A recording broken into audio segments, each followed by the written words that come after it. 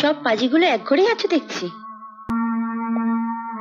শোনো হে বরবর, জন্ম মৃত্যু বিবাহ সব উপরালার হাতে, তাই জন্য তুমি আমার বর হতে পারলে না। এই যে আমার বর, তোমার মতন 722 টাকার চাকুরে এর ফ্যাক্টরিতে 100 খানা আছে, বুঝেছ? আর ইনি হচ্ছেন বর্বরের মা। যেমনি করে মুড়ি চিবাচ্ছেন তেমনি করে সব ছেলে মেয়েগুলো মাথা চিবিয়ে খেয়েছেন। এত বড় সাহস তোমার আমার বাড়িতে দাঁড়িয়ে তুমি আমাকে? সরি মাম্মি, এটা আপনাদের কারো বাড়ি নয়, এটা দাদার বাড়ি।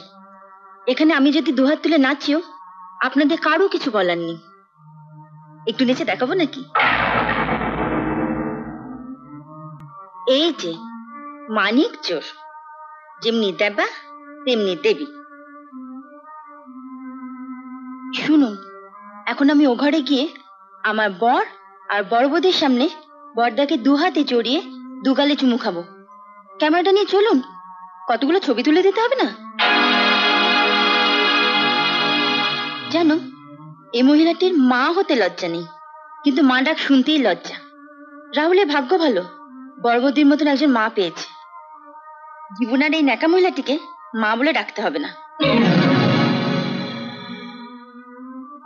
চলো।